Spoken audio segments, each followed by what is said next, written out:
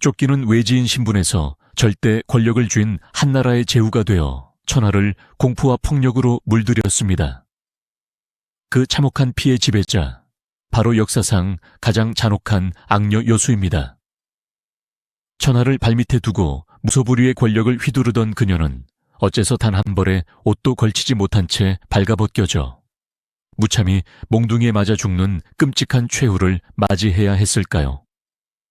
그 해답은 피 묻은 권력을 쥐기 전 오직 생존을 위해 몸부림치던 비루한 과거에 있습니다.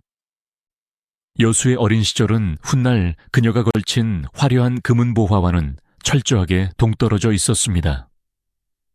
본래 산동성 담보연 출신이었던 여씨 가문은 원수를 피해 폐현으로 흘러들어온 외지인이었습니다. 아버지가 혈령과 약간의 친분이 있었다고는 하나 그들의 삶은 하루하루가 불안과 생존의 연속이었습니다. 특히 여수에게 세상은 언제나 거칠고 차가운 곳이었습니다. 그녀의 손은 일찍부터 흙과 바틸로 거칠어졌고 손톱 밑에는 늘 지워지지 않는 검은 때가 껴 있었습니다. 그것은 사람의 영혼에 아주 깊은 열등감의 흉터를 남깁니다. 여수는 어린 시절부터 끝없는 무력감과 싸워야 했습니다. 아무리 발버둥쳐도 벗어날 수 없는 신분이라는 굴레, 그리고 귀족들이 타고 다니는 화려한 마차가 지나갈 때마다 흙먼지를 뒤집었으며 고개를 숙여야만 했던 굴욕감. 그녀의 내면 깊은 곳에는 세상을 향한 억눌린 분노와 힘을 향한 병적인 갈망이 소리 없이 자라나고 있었습니다. 그 갈망이 기괴한 형태로 비틀어지기 시작한 첫 번째 계기는 그녀의 결혼이었습니다. 언니인 여치가 동네에 건달갔던 유방과 혼인할 때 여수는 번쾌라는 사내와 맺어집니다. 번쾌. 훗날 개국공신으로 이름을 날리는 용맹한 장수지만 당시 그의 직업은 저작거리에서 개를 도축하여 고기를 파는 백정이었습니다. 비릿한 피냄새가 진동하는 푸죽간, 짐승의 단말마가 일상처럼 들려오는 그곳이 바로 젊은 여수의 삶의 터전이었습니다. 그녀의 옷에는 늘 짐승의 피와 누린내가 배어 있었고 사람들은 백정의 아내라며 그녀를 경멸 어린 시선으로 바라보았습니다. 하지만 이 시기 여수의 심리에는 아주 무서운 변화가 일어납니다. 매일같이 피를 보고 살아있는 생명이 칼날 아래서 속절없이 고깃덩어리로 변해가는 과정을 지켜보며 그녀는 폭력과 죽음에 대해 놀라울 정도로 무감각해집니다. 푸죽간의 도마 위에서 여수는 세상의 잔혹한 진리를 뼛속 깊이 새겼습니다.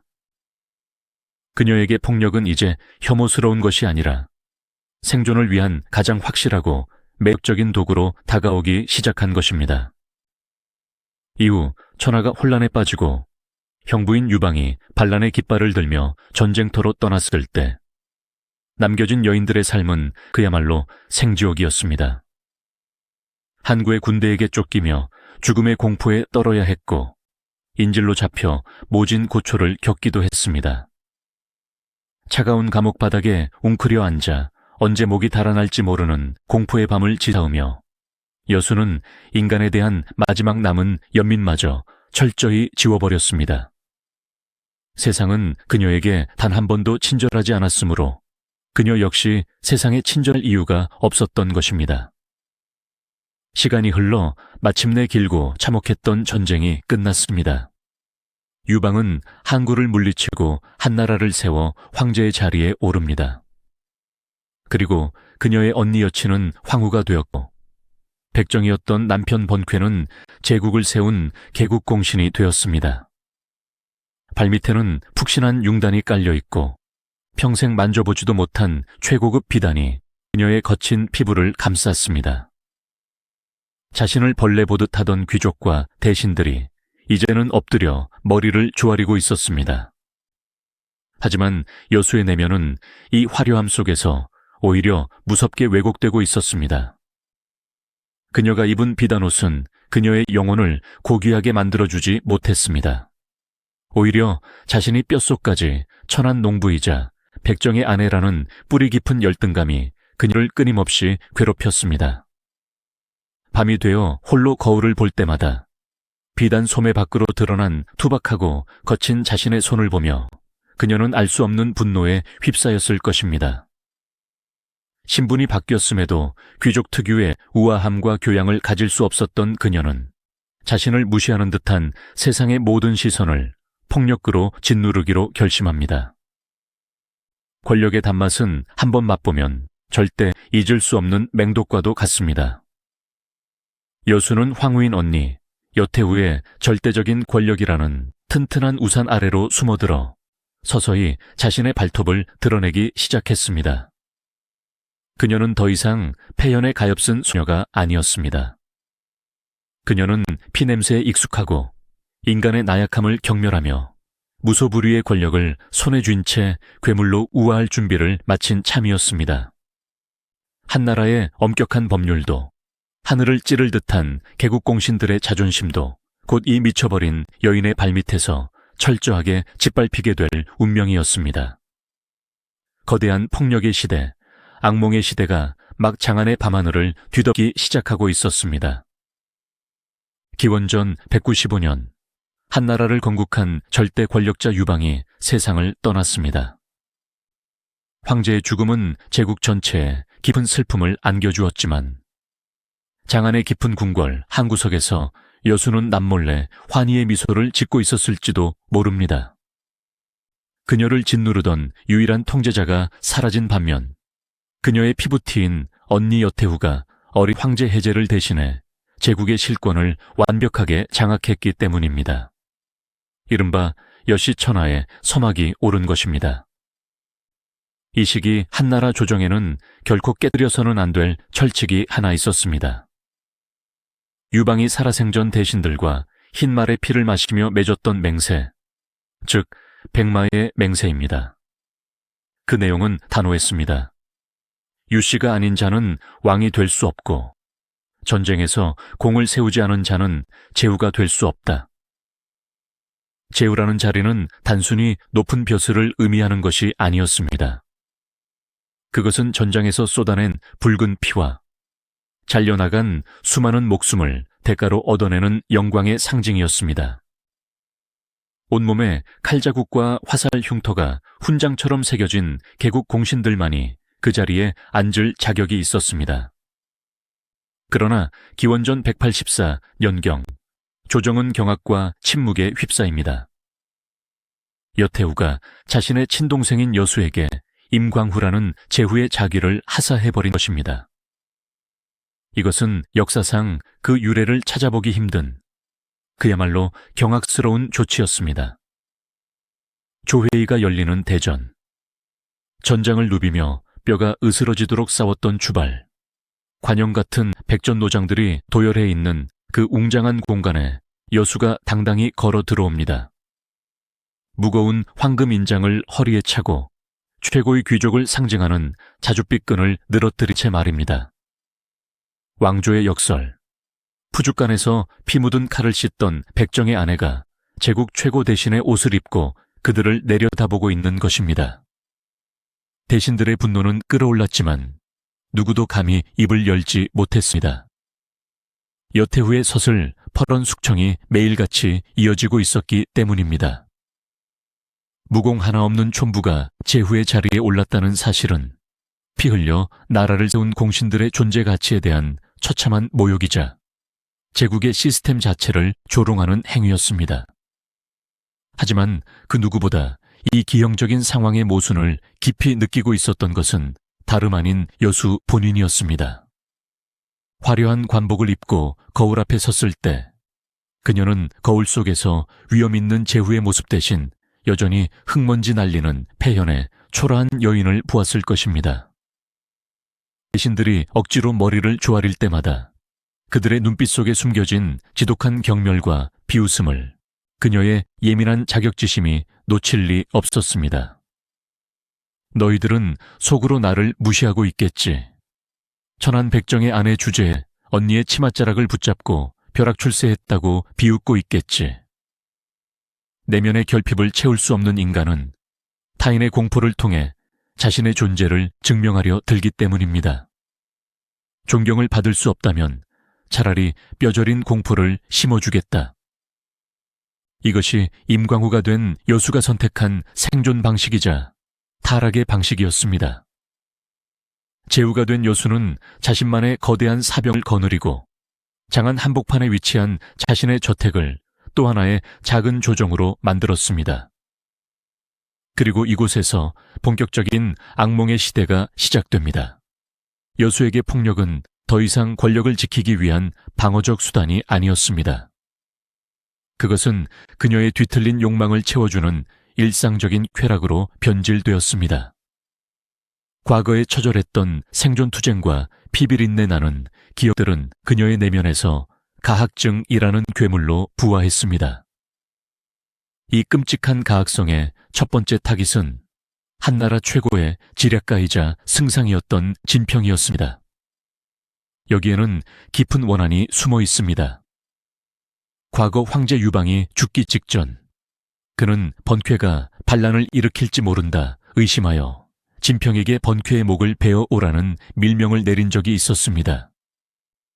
진평은 기지를 발휘해 번쾌를 죽이지 않고 압송하는 선에서 일을 마무리 지었지만 이 사건은 여수의 마음에 영원히 꺼지지 않는 지옥불을 지폈습니다. 자신의 저택에 앉아 여수는 매일같이 진평을 파멸시킬 함정을 팠습니다. 그녀는 언니 여태후를 찾아가 독사처럼 속삭였습니다. 진평이 승상의 자리에 앉아 있으면서도 매일같이 술에 취해 여자들과 어울리며 정사는 돌보지 않습니다. 그는 우리 여씨 가문을 몰아내려 역모를 꾸미는 것이 틀림없습니다. 그녀의 끝없는 모략은 진평의 숨통을 조이는 고문과도 같았습니다. 천하의 진평조차 이 미쳐버린 여인의 끝없는 모략 앞에서는 속수무책이었습니다. 목숨을 부지하기 위해 진평은 일부러 더 방탕한 척 연기를 해야 했고 여수의 기분을 맞추기 위해 굴욕적인 태도를 취해야만 했습니다. 제국 최고의 천재가 천안 출신의 무식한 악녀 앞에서 목숨을 구걸하듯 납작 엎드린 이 기괴한 풍경. 여수는 이 상황을 뼛속 깊이 즐겼습니다. 지식과 교양, 훌륭한 혈통을 자랑하는 자들이 자신의 새치혀 하나, 손짓 하나에 사시나무 떨듯 떠는 모습을 보며 그녀는 짜릿한 쾌감을 느꼈습니다. 하지만 그녀의 쾌락은 조정의 대신들을 괴롭히는 데에서 멈추지 않았습니다. 기록에 완전히 다 담기지 않은 야사의 이면을 들여다보면 여수의 저택은 그야말로 지상의 지옥이었다고 전해집니다. 자신의 심기를 조금이라도 거스르는 노비나 시녀가 있으면 그녀는 잔혹한 형벌을 내렸습니다. 채찍질은 기본이었고 사람을 짐승처럼 묶어두고 피가 튈 때까지 때리는 것을 웃으며 지켜보았다고 합니다. 그녀의 폭력성은 점차 통제불능의 상태로 치달았습니다. 길을 가다 자신의 마차보다 앞서가는 자가 있으면 신분을 막론하고 사병을 풀어 그 자리에서 뼈를 부러뜨렸습니다. 연회장에서 자신의 옷차림을 쳐다보는 시선이 마음에 들지 않는다는 이유로 귀족 부인의 얼굴에 뜨거운 차를 붓거나 입을 찢어버리는 일도 서슴지 않았습니다. 장안 백성들과 관리들에게 임광우 여수라는 이름은 곧 재앙과도 같았습니다. 낮에는 태양이 떠 있었지만 장안의 민심은 여수라는 거대한 먹구름에 가려 짙은 암흑 속을 헤매고 있었습니다. 아무도 그녀를 막을 수 없었습니다. 법은 그녀의 발밑에 있었고 황제조차 그녀의 눈치를 보았습니다. 폭력을 일상적인 쾌락으로 여기며 타인의 고통을 양분 삼아 위대해진 이 괴물은 자신의 권력이 영원할 것이라는 치명적인 착각에 빠져들었습니다. 그녀는 깨닫지 못했습니다. 자신이 휘두르는 그 잔인한 몽둥이질이 훗날 자신의 두개골을 부수게 될 부메랑이 되어 맹렬한 속도로 날아오고 있다는 사실을 말입니다. 그녀가 입고 있는 그 화려한 제후의 옷 아래로 억울하게 죽어간 수많은 원혼들의 저주가 차곡차곡 쌓여가고 있었습니다. 피로 세워진 모래성은 가장 끔찍한 피해 폭풍을 맞이할 준비를 하고 있었습니다. 장안의 하늘을 뒤덮은 짙은 먹구름은 이제 단순한 공포를 넘어 숨을 쉴 수조차 없는 질식할 듯한 억압으로 변해갔습니다. 여수가 누렸던 권력의 본질은 언니인 여태우의 절대적인 비호에서 비롯된 것이었지만 두 자매가 권력을 행사하는 방식은 미묘하게 달랐습니다. 여태우가 차갑고 치밀한 계산 아래 정적들을 제거하는 냉혹한 정치가였다면 여수는 그 피비린내 나는 숙청의 과정 자체를 유희로 즐기는 훨씬 더 원초적이고 가학적인 인물이었습니다. 궁궐 안에서 여태우가 유씨 황족들을 하나둘 독살하고 감금할 때 궁궐 밖 장안의 거리를 통제하고 공포 분위기를 조성하는 행동대장 역할은 온전히 임광우 여수의 몫이었습니다. 그녀의 저택은 한나라의 공식적인 사법체계를 완전히 무시하는 일종의 비밀경찰 본부이자 사설 고문장이었습니다. 이 뼈아픈 역설은 여수의 일상 속에서 아주 기괴한 형태로 나타났습니다. 흙바닥을 뒹굴던 촌부의 피 속에 흐르는 거친 본성은 최고급 비단옷을 입었다고 해서 결코 가려지는 것이 아니었습니다. 오히려 그녀는 귀족 사회의 우아하고 정제된 문화를 극도로 혐오했습니다. 그녀는 종종 장안의 내로라 하는 문인들과 학자들, 그리고 뼈대 깊은 귀족들을 자신의 저택으로 강제로 불러 모아 연회를 열었습니다. 하지만 그것은 연회를 빙자한 참혹한 인격 모독의 현장이었습니다. 최고급 사나이 진미가 차려진 상 위에서 여수는 학자들에게 강제로 천박한 춤을 추게 하거나 짐승의 울음소리를 내며 기어다니도록 강요했습니다. 평생 경전과 도리를 읽으며 고고하게 살아왔던 선비들이 살기 위해 제후의 관복을 입은 전직 백정의 아내 앞에서 개처럼 짖어야 했습니다. 만약 누군가 수치심에 얼굴을 붉히거나 주저하는 기색을 보이면 여수의 눈짓 하나에 곧바로 건장한 사병들이 달려들어 그 자리에서 몽둥이질을 가했습니다. 빈 옷을 입은 여수는 그 처참한 광경을 내려다보며 미친 듯이 박장대소했습니다. 그녀가 즐긴 것은 단순한 신체적 고통이 아니었습니다.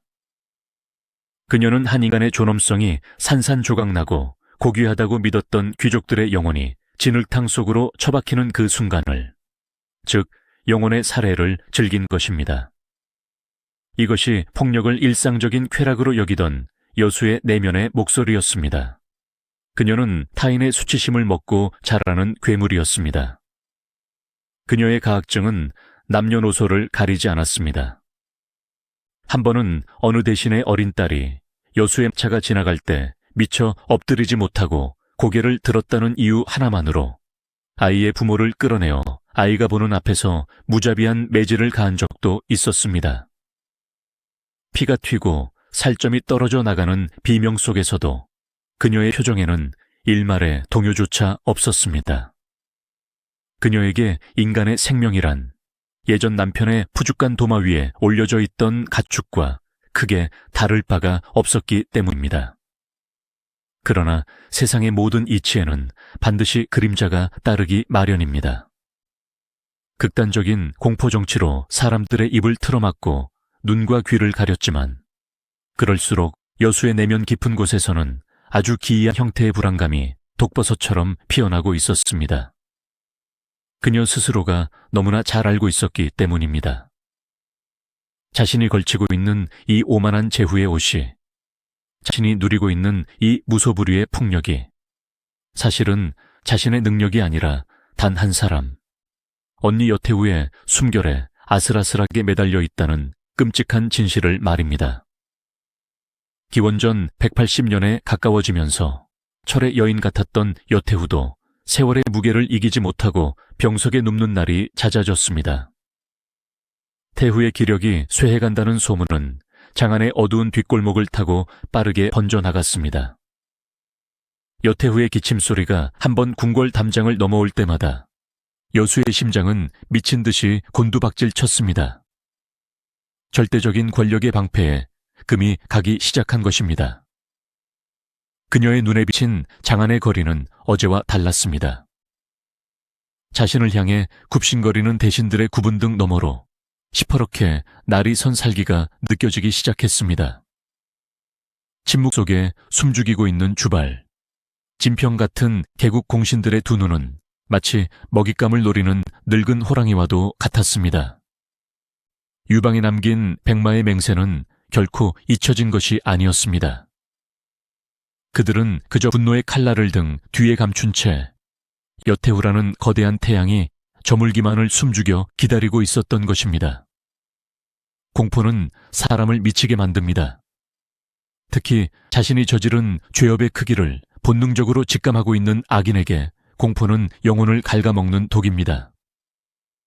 불안에 사로잡힌 여수는 권력의 누수를 막기 위해 더욱더 병적이고 발작적인 폭력을 휘두르기 시작했습니다.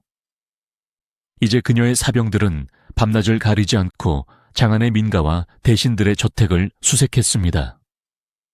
조금이라도 유씨 황족들과 내통하는 기색이 있거나 여씨 가문에 대해 불만을 품은 자들은 가차없이 끌려가 지하 감옥에서 비참한 최후를 맞이했습니다. 심지어 여수는 자신의 조카들이자 여씨, 가문의 젊은 후계자들에게까지 채찍질을 가하며 소리쳤습니다. 하지만 그것은 벼랑 끝에 몰린 짐승의 단말마와도 같았습니다. 무력으로 사람의 육신은 찢어밟힐 수 있어도 억눌린 자들의 가슴 속에 끓어오르는 거대한 복수의 불길은 결코 끌 수 없는 법입니다. 여수가 폭력이라는 마약에 취해 미쳐 날뛸수록 그녀의 파멸을 재촉하는 시계바늘은 더욱 가속도를 내며 돌아가고 있었습니다. 그리고 마침내 제국을 짓누르던 거대한 톱니바퀴가 멈추어 서는 날이 다가왔습니다. 기원전 180년 가을의 문턱, 장안의 궁궐에서 무겁고도 서늘한 종소리가 울려 퍼집니다. 천하를 공포로 다스렸던 절대자, 여태우가 끝내 숨을 거둔 것입니다. 여태우의 죽음을 알리는 그 종소리는 누군가에게는 폭정의 끝을 알리는 해방의 나팔소리였지만 임광우 여수에게는 곧 자신의 두개골을 부수러 올 저승사자의 발걸음 소리와도 같았습니다. 지금까지 그녀를 지켜주던 거대한 온실의 유리가 산산조각 났습니다. 이제 거칠고 차가운 복수의 폭풍우가 그녀의 벌거벗은 영혼을 향해 무서운 속도로 돌진해 올 차례입니다. 천안 농부에서 제국의 심장부를 유린했던 괴물, 여수의 가장 비참하고도 소름 돋는 몰락의 카운트다운이 시작되었습니다. 여태우의 죽음을 알리는 장안의 종소리가 멎은 직후 제국의 수도에는 기이할 정도로 무거운 침묵이 내려앉았습니다. 그것은 평화의 침묵이 아니었습니다.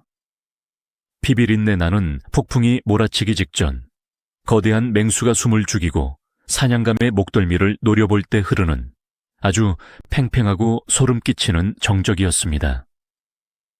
기생충은 숙주가 죽는 순간 자신의 운명도 끝난다는 것을 본능적으로 압니다. 언니의 시신 앞에서 제국의 대신들이 거짓 눈물을 흘리며 통곡할 때 여수의 두 눈에는 슬픔 따위는 존재하지 않았습니다.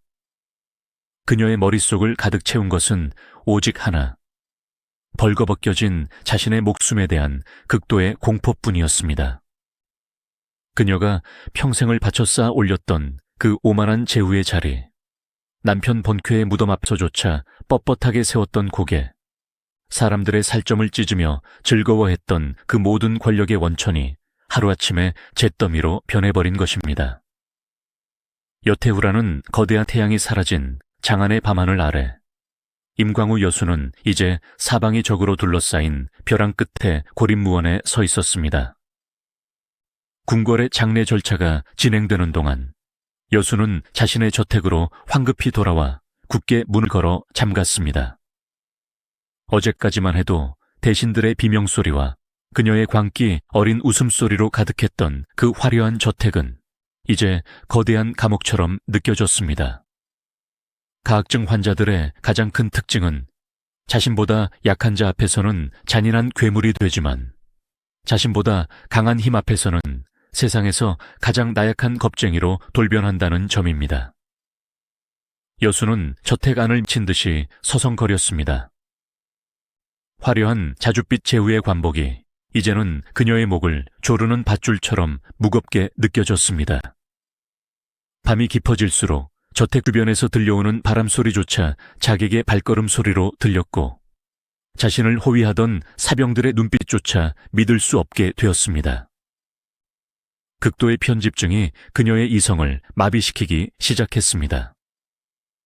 그녀는 밤마다 침소에 칼을 품고 잠자리에 들었으며 음식에 독이 들어있을까 두려워 노비들이 먼저 먹어보게 한 뒤에도 한참을 망설였습니다. 과거 자신의 발밑에서 벌벌 떨며 목숨을 구걸하던 자들의 환영이 밤마다 그녀의 침상 위를 맴돌았습니다. 피투성이가 된 채 자신을 저주하던 그 원혼들의 목소리가 이명처럼 귓가를 때렸습니다. 폭력을 오락으로 즐겼던 자가 이젠 그 폭력의 기억에 의해 스스로의 영혼을 갉아먹히고 있었던 것입니다. 여수는 그저 방구석에서 떨고만 있을 여자가 아니었습니다. 그녀의 피 속에는 여전히 폐연의 진흙탕에서 살아남았던 야생들개의 생존 본능이 흐르고 있었습니다. 가만히 앉아서 죽음을 맞이할 때야 먼저 선수를 쳐서 장안을 핏빛으로 물들이겠다는 도끼가 서서히 공포를 집어삼키기 시작했습니다. 당시 역시 가문이 믿을 수 있는 유일한 무기는 군사력이었습니다. 여태우는 죽기 전 제국의 최정예 부대인 북군과 남군의 통수권을 조카인 여산과 여록에게 쥐어주었습니다. 군대만 확실하게 장악하고 있다면 주발이나 진평 같은 늙은 공신들도 함부로 칼을 빼들지 못할 것이라 계산한 것입니다. 여수는 당장 조카들을 저택으로 은밀히 불러들였습니다. 창백하게 질린 여수의 두 눈에는 광기가 번뜩이고 있었습니다. 이 나약하고 어리석은 놈들아, 도대체 뭘 망설이고 있느냐? 언니가 죽은 지금 유씨 황족들과 저 늙은 대신들이 우리 여씨 일가의 씨를 말리기 위해 음모를 꾸미고 있는 것이 보이지 않는단 말이냐? 당장 군대를 움직여 황궁을 완벽하게 장악하고 반기를 들 기미가 있는 대신들의 목을 모조리 쳐서 장안거리에 내걸어야 한다. 피를 보지 않으면 우리가 죽는다. 그러나 여기서 비극적인, 아니 역사적으로는 너무나 당연한 모순이 발생합니다. 여산과 여록은 여수처럼 밑바닥에서 피를 묻히며 올라온 자들이 아니었습니다. 그들은 여태우가 만들어 놓은 온실 속에서 비단 옷을 입고 기름진 고기를 먹으며 자라난 온실 속의 화초에 불과했습니다. 그들은 손에 병부를 쥐고 수만 명의 군대를 호령할 수 있는 자리에 있었지만 정작 전쟁터에서 평생을 보낸 주발과 관영 같은 맹장들의 이름만 들어도 다리가 후들거려 칼을 빼들 엄두조차 내지 못하고 있었습니다. 고모님, 진정하십시오. 우리가 먼저 군대를 움직이면 오히려 저들에게 반역의 명분을 쥐어주는 꼴이 됩니다. 아직 황제가 우리 여씨 가문의 통제 아래 있고 저들도 섣불리 움직이지 못하고 있습니다. 굳이 피를 흘려 상황을 악화시킬 필요가 있겠습니까? 조카들의 나약한 변명을 듣는 순간 여수는 분노로 온몸을 부들부들 떨었습니다. 명분? 지금 명분을 따질 때냐? 저 승냥이 같은 늙은 것들이 언젠가 법과 도리를 지켜서 우리를 살려둘 것 같으냐? 힘이 없으면 도마 위의 곡이 신세가 된다는 것을 왜 모르는 것이냐? 여수는 조카들의 뺨을 올려붙이고 싶었지만 이제 그녀에게는 그들을 굴복시킬 무력이 없었습니다. 그녀의 권력은 껍데기에 불과했고 실질적인 군사력은 이 겁쟁이 조카들의 손에 쥐어져 있었기 때문입니다. 이 답답하고 숨막히는 상황은 여수의 심리를 더욱 궁지로 몰아넣었습니다. 그녀는 직감했습니다. 이 무능한 핏줄들 때문에 온 가문이 몰살당할 것이라는 끔찍한 미래를 말입니다. 그녀의 직감은 정확했습니다. 저택 밖 장안의 공기는 이미 되돌릴 수 없는 방향으로 흘러가고 있었습니다. 천재적인 지략가 진평과 우직하지만 결단력 있는 장군 주발은 은밀하고도 치밀하게 여씨 가문의 숨통을 조여오고 있었습니다. 그들은 먼저 여상과 여록 주변의 인물들을 매수하여 심리전을 펼치기 시작했습니다. 군대만 내려놓고 영지로 돌아간다면 목숨만은 살려주겠다. 이 달콤하고도 치명적인 거짓말은 공포에 질려있던 여록의 마음을 치명적으로 흔들어 놓았습니다. 시간이 지날수록 여수의 저택을 찾는 발길은 완전히 끊어졌습니다. 과거 그녀에게 아부하기 위해 금은보화를 바리바리 싸들고 문전성시를 이루었던 권력자들은 언제 그랬냐는 듯 자취를 감추었습니다. 장안 한복판에 있는 임광우의 화려한 저택은 이제 고립된 섬, 아니 사형수들이 죽음을 기다리는 처형장이나 다름없게 변해버렸습니다. 여수는 하루 종일 아무것도 먹지 못한 채 초점 잃은 눈으로 저택의 어두운 복도를 유령처럼 배회했습니다. 그녀가 밟고 지나가는 최고급 페르시아 양탄자도, 벽을 장식하고 있는 진귀한 그림들도 이제는 아무런 의미가 없었습니다. 그녀는 자신의 보물창고 문을 열어보았습니다. 그곳에는 그녀가 지난 세월 동안 수많은 사람들의 피와 눈물을 쥐어짜서 모아둔 황금과 옥술, 최고급 비단들이 산처럼 쌓여 있었습니다. 과거에는 이 보물들을 볼 때마다 세상을 다 가진 듯한 희열을 느꼈습니다. 하지만 지금 이 순간 차갑게 빛나는 황금 더미 앞에서 그녀는 숨이 막히는 절망감을 느꼈습니다. 그녀는 허무함에 몸서리쳤습니다. 권력이라는 환상 뒤에 숨겨진 진실은 너무나 잔인했습니다. 무력과 공포로 억눌렀던 사람들의 충성은 그 공포의 주체가 힘을 잃는 순간 가장 날카로운 비수로 변하여 등 뒤를 찌릅니다. 여수는 이제 세상에서 가장 외롭고 가련한, 그러나 그 누구의 동정도 받을 수 없는 괴물로 전락해 있었습니다. 그러던 어느 날 굳게 닫혀있던 여수의 저택문을 거칠게 두드리는 소리가 들려왔습니다. 소식통으로 심어둔 은밀한 하수인이 창백하게 질린 얼굴로 뛰어 들어왔습니다. 그의 입에서 튀어나온 한마디는 여수의 마지막 남은 이성의 끈을 끊어버리는 사형 선고와도 같았습니다. 여수의 귀깨윙 하는 이명이 들리며 세상이 무너져 내렸습니다. 마지막 생명줄이었던 군사력이 다름 아닌 자신의 조카의 겁쟁이 같은 선택 때문에 고스란히 적들의 손에 넘어가 버린 것입니다.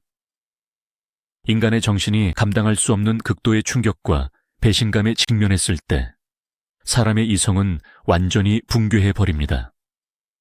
여수의 두 눈이 붉게 충혈되었습니다.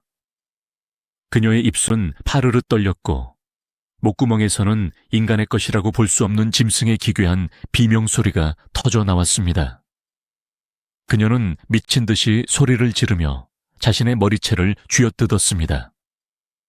가장 끔찍하고도 적나라한 심리적 붕괴의 순간, 훗날 역사에 그토록 강렬하게 남게 될 보석이 진흙 속에서 산산조각 나는 순간이 바로 지금 막 시작되려 하고 있었습니다. 장안의 거대한 저택, 임광우 여수의 귓가에 울리던 그 끔찍한 비명은 곧 처절하고도 기괴한 웃음소리로 변해갔습니다. 병부를 넘겼다고, 싸워보지도 않고 칼 한 번 뽑아보지도 않고 그 알량한 목숨 하나 구걸하겠다고 제국의 군대를 적들의 아가리에 통째로 던져주었다고.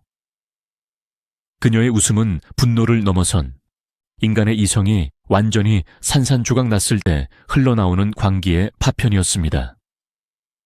전령은 그 섬뜩한 웃음소리에 기겁하며 바닥을 기어 도망쳤고, 저택의 거대한 대청마루에는 오직 여수 혼자만이 덩그러니 남겨졌습니다. 그녀는 나약함을 경멸했습니다. 피를 두려워하는 자를 짐승만도 못하게 여겼습니다. 그녀와 언니 여태후는 칼날 위를 맨발로 걸으며 이 제국을 훔쳐냈습니다. 그런데 그들이 그토록 피를 묻혀가며 만들어준 온실 속에서 비단옷만 입고 자라난 조카 여록이 늙은 대신들의 얄팍한 거짓말에 속아 가문의 심장인 군사 통수권을 스스로 적의 손에 쥐어준 것입니다. 마지막 생명줄이었던 군사력마저 적의 손에 넘어가자 여수는 절망에 빠졌습니다.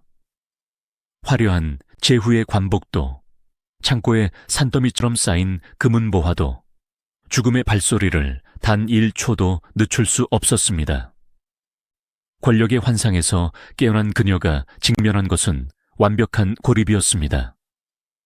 바로 그 순간 장안의 공기를 가르는 불길한 진동이 울려왔습니다.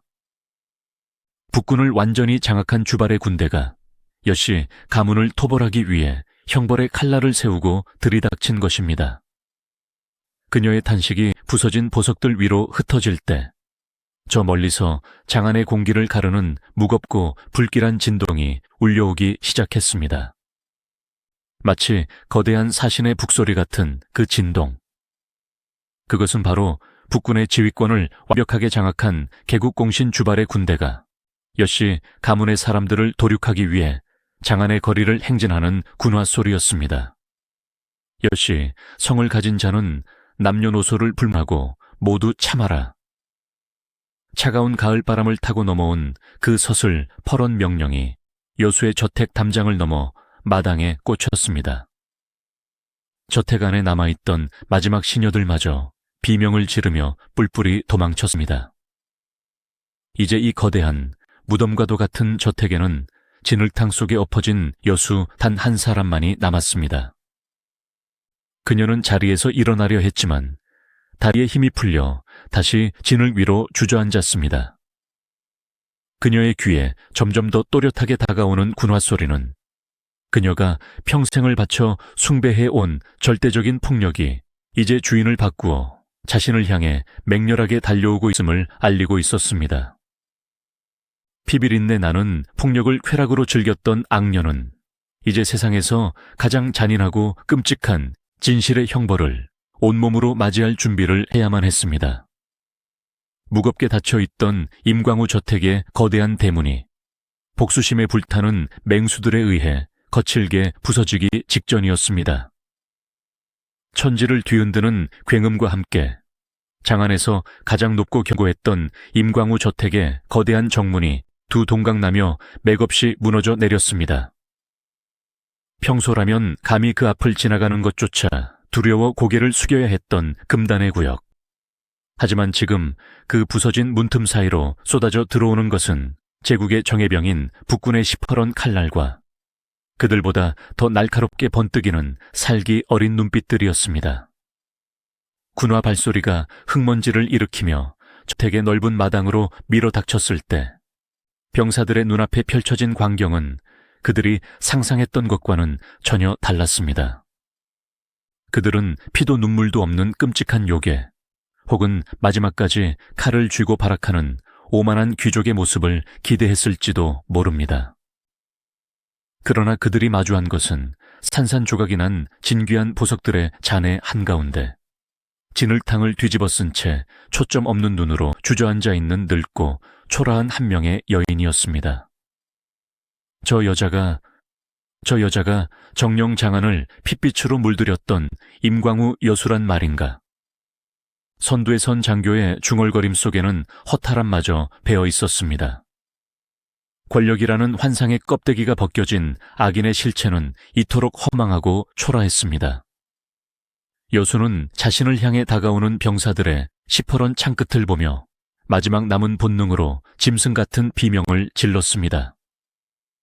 그녀의 목소리는 갈라져 있었고 그 외침은 허공을 떠돌다 허무하게 흩어졌습니다.